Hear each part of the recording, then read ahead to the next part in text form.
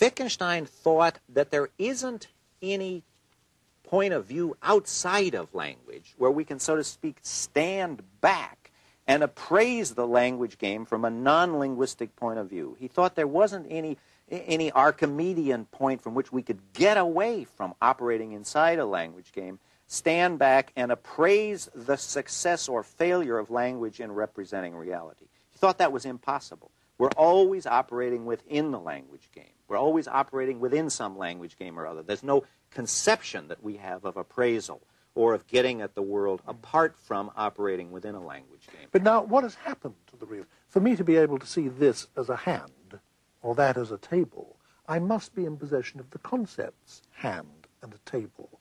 And therefore, what I see reality as being is constituted by a whole conceptual structure that I have, which can be articulated in language. That is a great deal of it, but I think in a way it goes even deeper than that for Wittgenstein. Wittgenstein really thinks, Wittgenstein is part of the movement in the past 100 years. It is part of, it's a characteristic feature of the 20th century that we no longer can take language for granted. Language has become immensely problematic to us, and it has moved into the center of philosophy, and Wittgenstein is one of the great leaders in that movement. So he would certainly agree with what you just said, namely that reality divides up the way we divide it, that because we can only think of this as a hand or that as a table because we've got the relevant concepts, the relevant words. But the point is deeper than that. The point he wants to make is there isn't any such thing as thinking. There isn't even any such thing as experience as human beings have, adult, full-grown human being experiences. That cannot exist apart from language. Language permeates that at every point. Now, a moment ago, you were saying that every language game has to be understood from the inside. One consequence of this is as follows, isn't it? Whereas the old logical positivists who'd been influenced by Wittgenstein's early philosophy were extremely dismissive of all religious talk, for example, and they thought that if I said something like God exists, that was just meaningless noise, exhaust. The later Wittgenstein would have not been intolerant in the same way. He would not have dismissed religious talk as being empty of meaning. What he would have said is, well, let's first of all examine how words are used in a religious context, how they function.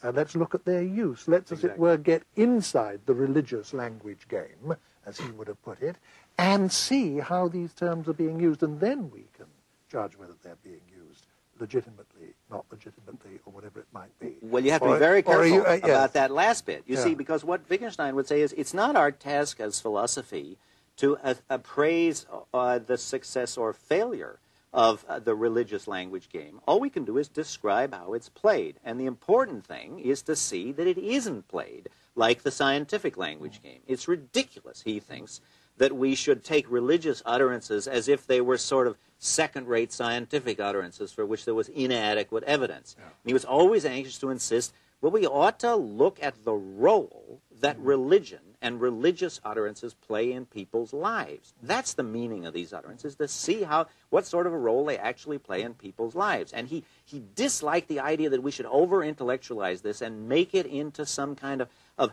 a theoretical enterprise where what we were concerned to was to criticize this and see if the evidence for the existence of God was up to snuff by scientific standards. He didn't like that. W.G. Grace once jumped on a chair in a meeting and said something Wittgenstein really approved of. He thought this was wonderful. Grace said something like this. He said, God doesn't want a head. Any old cabbage will do for a head. What God wants is a heart. Now, Wittgenstein liked that because he thought that was the language game in action. That was not trying to get outside it and do some sort of pseudo-scientific appraisal. Yeah, but it is important, I think, for us to make the point that he didn't take a sort of anything goes attitude. I mean, he did think that philosophical puzzlement is characteristically caused by our using the terms from one language game as if they belong to another. By, for example, trying to judge, as I think you just said, trying to judge, say, moral talk or religious talk as if it were scientific talk.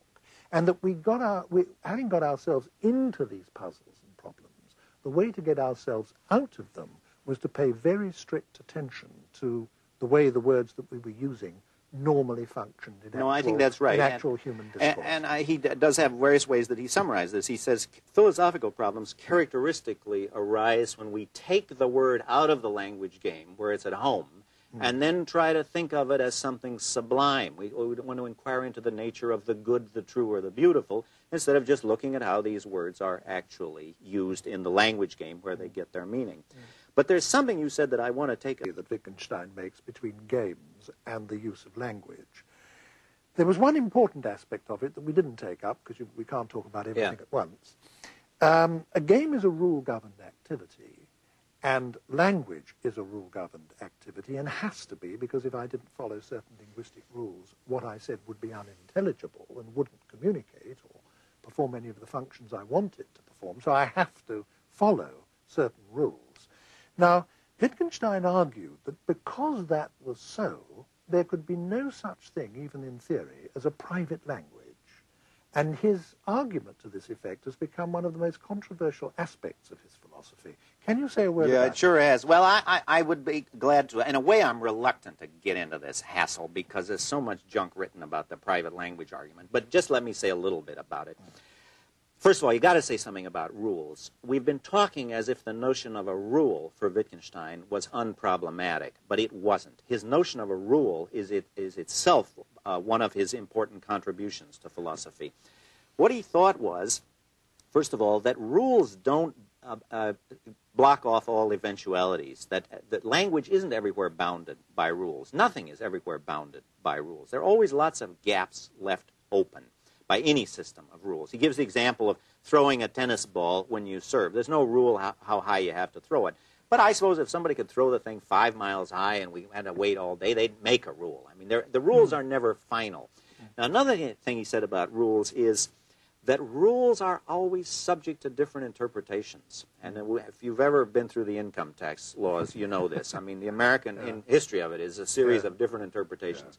So it looks to Wittgenstein as if there's a kind of skepticism that arises here, because if anything can be made to conform to the rule by some fancy interpretation, then anything can be made to conflict with it, and you wouldn't get either accord nor conflict. The rule would then seem to drop out as irrelevant. Now, his solution to that is to say, obeying the rule is a social practice. It's something we learn in society. Society just has ways of making people and training people to conform to rules.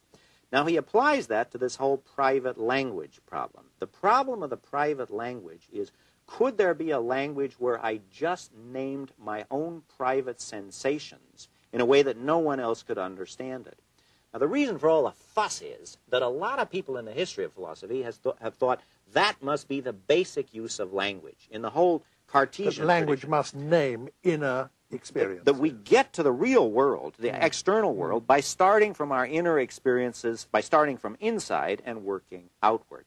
Now, Wittgenstein wants to say two things about that. First of all, that isn't how the words for our inner experiences actually function. They don't name private objects. Rather, they're used in conjunction with public criteria, behavior, situations. So we're not, in fact, speaking a private language when we use sensation language.